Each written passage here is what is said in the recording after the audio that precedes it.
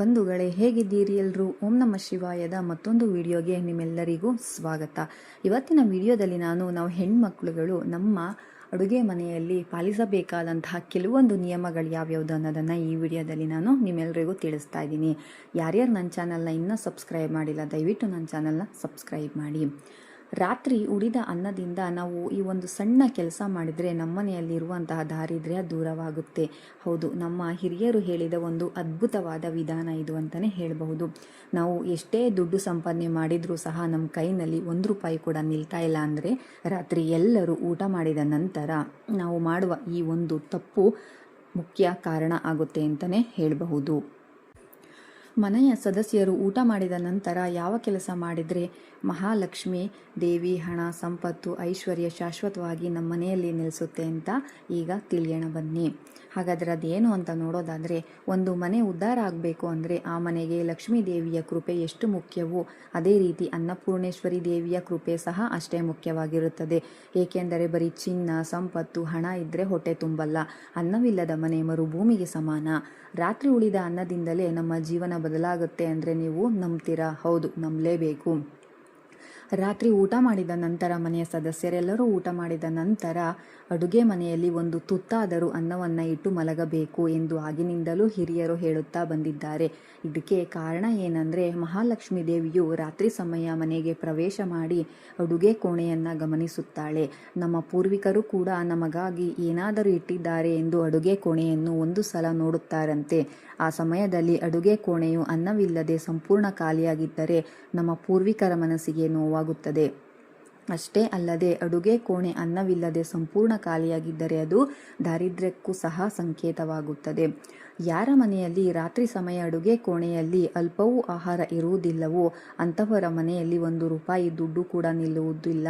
ಎಷ್ಟೇ ಸಂಪಾದನೆ ಮಾಡಿ ಹಣ ಉಳಿತಾಯ ಮಾಡಲು ಪ್ರಯತ್ನ ಪಟ್ಟರೂ ಸಹ ದುಡ್ಡು ನೀರಿನಂತೆ ಖರ್ಚಾಗಿ ಹೋಗುತ್ತದೆ. ಸಾಲಗಳು ಹೆಚ್ಚುತ್ತಾ ಹೋಗುತ್ತದೆ. ಒಂದಾದರ ಮೇಲೊಂದು ಕಷ್ಟಗಳು ಎದುರಾಗುವ ಜೊತೆಗೆ ಆರೋಗ್ಯದ ಸಮಸ್ಯೆಗಳು ಸಹ ಮನೆಯಲ್ಲಿ ತಾಂಡವ ಆಡುತ್ತದೆ. ಈಗ ವಿಷಯಕ್ಕೆ ಬರೋದಾದರೆ, ನಾವು ಬೆಳಗ್ಗೆ ಎದ್ದ ತಕ್ಷಣ ಅಡುಗೆ ಆದಮೇಲೆ ಅಡುಗೆಯಲ್ಲಿ ಒಂದು ಸ್ವಲ್ಪ ಅನ್ನವನ್ನಾದರೂ ನಮ್ಮ ಮನೆಗಳ ಕಾಂಪೌಂಡ್ ಮೇಲೆ, ಮನೆಯ ಹೊರಭಾಗದಲ್ಲಿ ಪ್ರಾಣಿ ಪಕ್ಷಿಗಳಿಗಾಗಿ ಇಡಬೇಕು.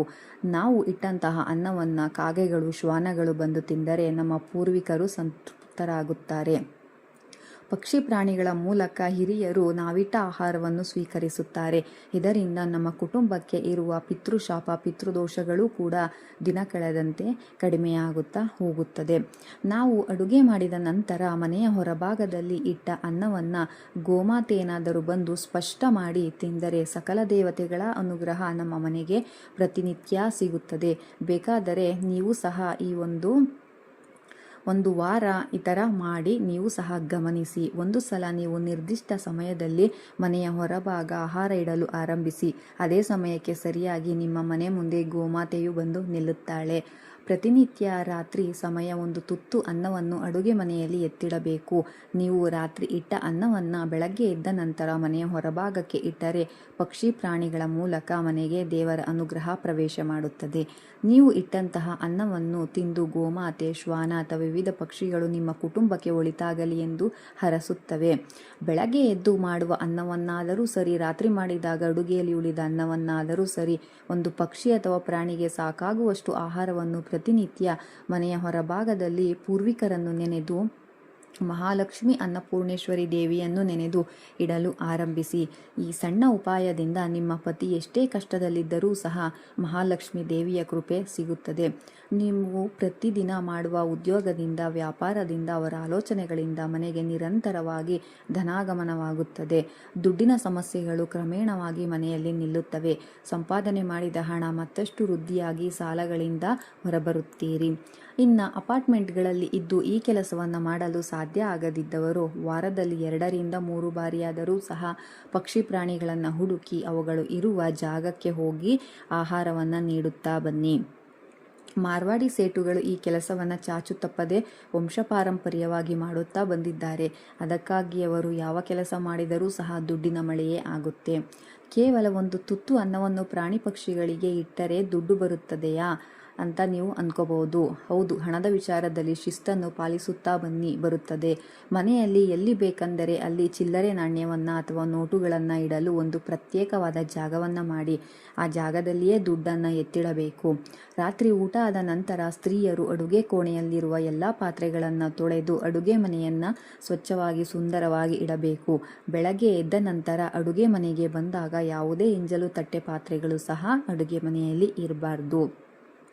ಅಡುಗೆ ಮನೆ ಯಾವಾಗಲೂ ಸಹ ಅಗ್ನಿ ಮೂಲೆಯಲ್ಲಿರಬೇಕು. ಅಡುಗೆ ಮನೆ ಅಗ್ನಿ ಮೂಲೆಯಲ್ಲಿ ಯಾಕಿರಬೇಕು ಎಂದರೆ ಅಗ್ನಿ ದಿಕ್ಕಿನ ಅಧಿಪತಿ ಶುಕ್ರ ಸಂಪತ್ತಿಗೆ ಹೆಸರಾದವನು. ಹಾಗಾಗಿ ಅಗ್ನಿ ಮೂಲೆ ಎಂದರೆ ಸಂಪತ್ತಿನ ದಿಕ್ಕು. ಅಡುಗೆ ಅಗ್ನಿ ಮೂಲೆಯಲ್ಲಿದ್ದರೆ ಸಂಪತ್ತು ಹೆಚ್ಚುತ್ತದೆ. ಸಂಪತ್ತು ವೃದ್ಧಿಯಾಗಬೇಕೆಂದರೆ ಅಗ್ನಿ ಮೂಲೆಯಲ್ಲಿ ಚೆನ್ನಾಗಿರಬೇಕು, ಅರ್ಥಾತ್ ಅಡುಗೆ ಮನೆ ಚೆನ್ನಾಗಿರಬೇಕು.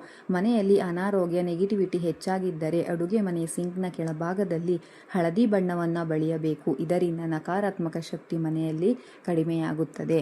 ಕೆಲವರು ಅರಿವಿಲ್ಲದೆ ಅಡುಗೆ ಮನೆಯ ಗೋಡೆಗಳಿಗೆ ಗ್ರೇ ಬಣ್ಣವನ್ನು ಬಳಸುತ್ತಾರೆ. ಆದರೆ ವಾಸ್ತು ಪ್ರಕಾರ ಅಡುಗೆ ಮನೆಯಲ್ಲಿ ಗ್ರೇ ಬಣ್ಣವನ್ನು ಬಳಸುವುದು ಉತ್ತಮವಲ್ಲ ಎಂದು ಹೇಳಲಾಗುತ್ತದೆ. ಗ್ರೇ ಬಣ್ಣವನ್ನು ಲೋಹದ ಸಂಕೇತವಾಗಿ ಪರಿಗಣಿಸಲಾಗುತ್ತದೆ.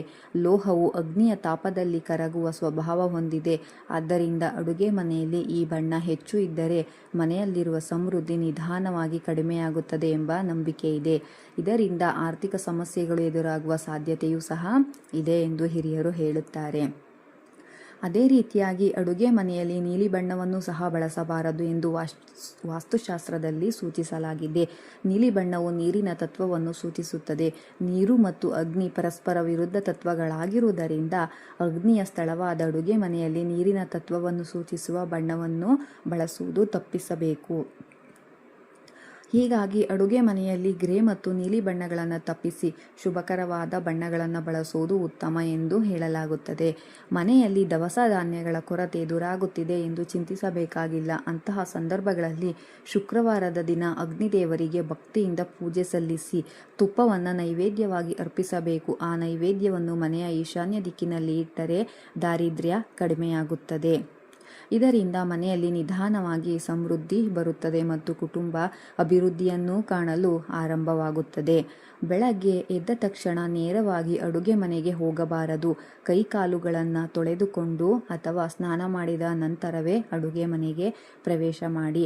ಒಲೆಗೆ ಮೊದಲು ನಮಸ್ಕಾರ ಮಾಡಬೇಕು. ಮನೆಯವರೆಲ್ಲರ ಹೊಟ್ಟೆ ತುಂಬಿಸುವ ಅಡುಗೆ ಕೋಣೆಯನ್ನು ಕೂಡ ಮಹಾಲಕ್ಷ್ಮಿಯಂತೆ ನಾವು ಗೌರವಿಸಬೇಕು. ವೀಕ್ಷಕರೇ, ನೋಡಿದ್ರಲ್ಲ, ನಾವು ಹೆಣ್ಣು ಮಕ್ಕಳು ಅಡುಗೆ ಮನೆಯಲ್ಲಿ ಪಾಲಿಸಬೇಕಾದಂತಹ ನಿಯಮಗಳು ಯಾವ್ಯಾವುದು ಅನ್ನೋದನ್ನು ಈ ವಿಡಿಯೋ ನಿಮ್ಮೆಲ್ಲರಿಗೂ ಇಷ್ಟ ಆಗಿದೆ ಅಂತ ಅಂದ್ಕೊಳ್ತೀನಿ. ಇಲ್ಲಿವರೆಗೂ ನಾನು ವಿಡಿಯೋ ನೋಡಿದ್ದಕ್ಕಾಗಿ ನಿಮ್ಮೆಲ್ಲರಿಗೂ ಧನ್ಯವಾದಗಳು.